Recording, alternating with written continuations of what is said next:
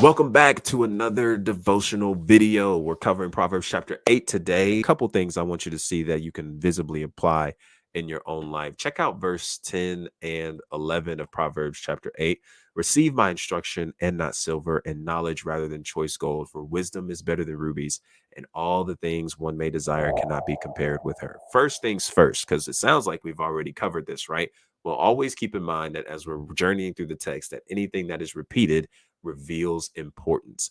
This is literally the same writing and verse that we get from Proverbs chapter 3, verse 13. Happy is the man who finds wisdom and the man who gains understanding, for her proceeds are better than the profits of silver, and her gain than fine gold. She is more precious than rubies, and all the things you may desire cannot compare with her, right? Out of the New King James Version. But regardless of whatever version you're reading, it reads something very similar. But then also I want you to read through with me verses 22 through 31, which is the latter half of this, and how all this really ties into the purpose of this video. Verse 22, the Lord brought me forth as the first of his works. This is Solomon speaking of wisdom before his deeds of old. I was formed long ages ago, at the very beginning, when the world came to be. Uh-oh. Sound familiar? When there were no watery depths, I was given birth. When there were no springs overflowing with water, before the mountains were settled in place, before the hills, I was given birth. Before he made the world or its fields or any of the dust of the earth, I was there. When he set the heavens in place, when he marked out the horizon on the face of the deep, when he established the clouds above and fixed securely the fountains of the deep, when he gave the sea its boundaries so the waters would not overstep his command, and when he marked out the foundations of the earth, then I was constantly at his side. I was filled with delight day after day, rejoicing always in his presence, rejoicing in his whole world, and delighting in mankind. I hope that this is ringing so many bells for you, because it's just ringing in mine, because all I can think about is John chapter 1. Okay. And this is the whole purpose of our connection video here. Again, dealing with the importance of building a relationship with God. Okay. And so look at this verse, chapter 1, verse 1. In the beginning was the Word, and the Word was with God, and the Word was God. He was with God in the beginning. Through him, all things were made. Without him, nothing was made that has been made. In him was life, and that life was the light of all mankind. The light shines in the darkness, and the darkness has not overcome it. John, literally speaking of the person of Jesus. Okay. Verse 14, the word became flesh and made his dwelling among us. We have seen his glory, the glory of the one and only Son, who came from the Father, full of grace and truth. All right. So Proverbs literally gives us a smooth indication of Jesus ultimately being wisdom. So true, genuine wisdom starts with the fear of the Lord, as we've covered in previous journeys. And the fear of the Lord, in some way, shape, or form, ultimately culminated in the person of Christ, having a relationship, a genuine connection with Christ, and being an apprentice disciple of him. So since Christ is wisdom, and we've already seen a repeated verse stating how wisdom is greater than the merchandise of silver and gold, we essentially have all we need in Christ. And the earthly riches, monetary gain, status, relationships, marriage, all these kinds of things. Again, not saying that those are inherently bad in and of itself. And sometimes that throws us for a loop, doesn't it? Because we're just so surrounded by everything around us that we understand we need earthly, like money, like housing, like a car, like all these different material things that we find ourselves grinding towards and pushing oh so hard to have, that in some way, shape, or form, when receiving it, we feel as if we get elevated in status in some kind of way. It makes us a little bit more appealing, a little bit more eligible, a little bit this and a little bit more of that.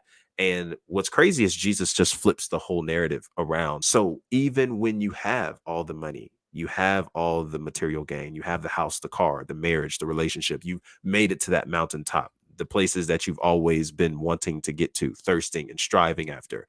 It's so interesting how so many people still feel empty. They thought that all of that, having all of that, was actually going to give them what they were ultimately looking for, some level of satisfaction.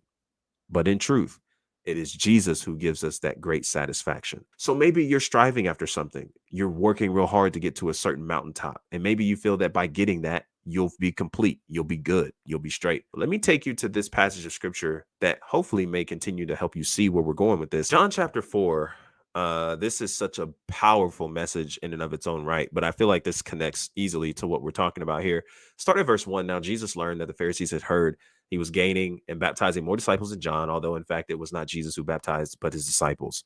So he left Judea and went back once more to Galilee. Now he had to go through Samaria. So he came to a town in Samaria called Sychar, near the plot of ground Jacob had given to his son Joseph. Jacob's well was there, and Jesus, tired as he was from the journey, sat down by the well. It was about noon when a Samaritan woman came near or came to draw water. Jesus said to her, "Will you give me a drink?" His disciples had gone into the town to buy food. Verse 9, the Samaritan woman said to him, "You are a Jew and I am a Samaritan woman. How can you ask me for a drink?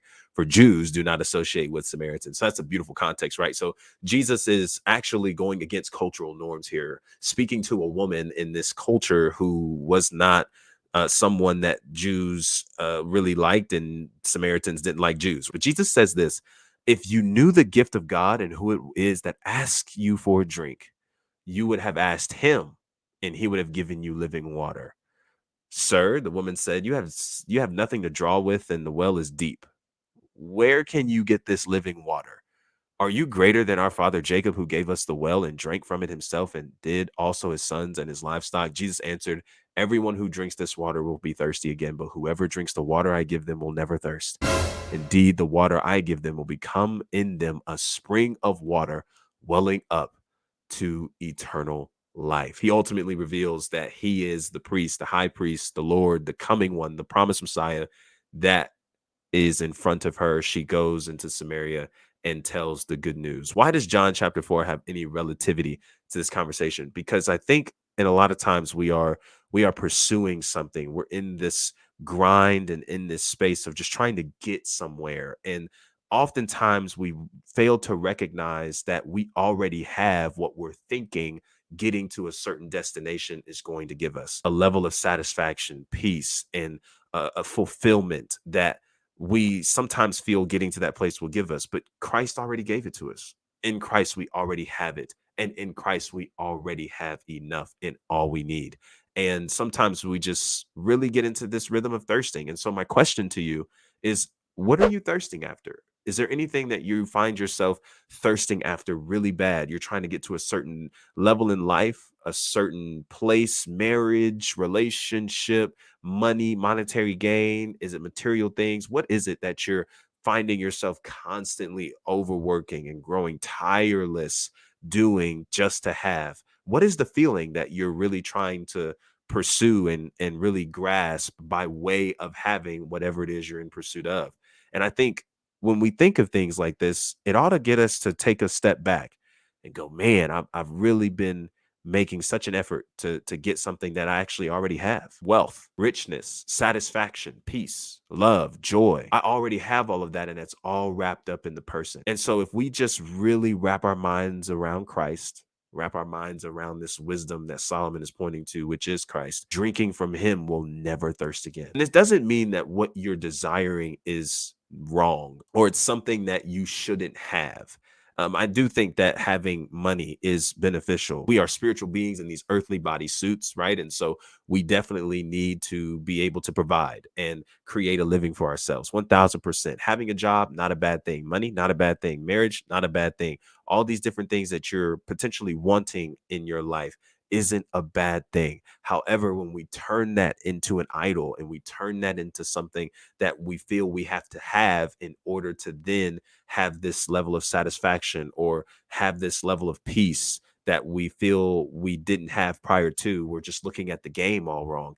And when we really come to a relationship with Christ, your confidence is in him, your hope is in him, your satisfaction is in him, because he is essentially our lives. And when we drink from the water that is Christ, it is the well that springs up forth eternal life, as he mentions to the Samaritan woman, that doesn't leave us lacking, but always leaves us fulfilled. And I think that is where the richness comes in. And I want to encourage you that life is already worth living, that you already have everything you need, that you already have an abundance that you are able to walk in. You can already be blessed and live in a blessed life. You can already have the satisfaction, the love, the joy, the peace that you're looking for by having a relationship with Christ. That is where the rich life truly is. So, as your application for this proverb, I want you to just pay attention to the moments of comparison. Pay attention to the moments that you're looking at other people and what they have and wishing that you had it. Maybe if you're like me, you don't have everything of your own yet. And so maybe you're like, yo, man, I just can't wait to have my own car, my own apartment, my own this, my own that. And then I'll feel like life is complete. Slow down and pump the brakes. Life is already complete, and you don't need that to make it complete. And that is where life begins to take on a whole different view from the viewpoint of a relationship with God, with wisdom, with Christ. So please walk away knowing you're already rich, you're already in abundance, and you can already begin to live the life you've always wanted by being connected to the well that never runs dry. That is Jesus of Nazareth, who is the Christ. I appreciate you guys so much for tuning into this devotional. If you like this kind of content and you were encouraged by it, be sure to like this video, share with a friend who can also use some encouragement and catch this kind of devotional to begin or end their day. And I appreciate you guys so much. And until the next conversation, be easy and be breezy, my friend. Peace.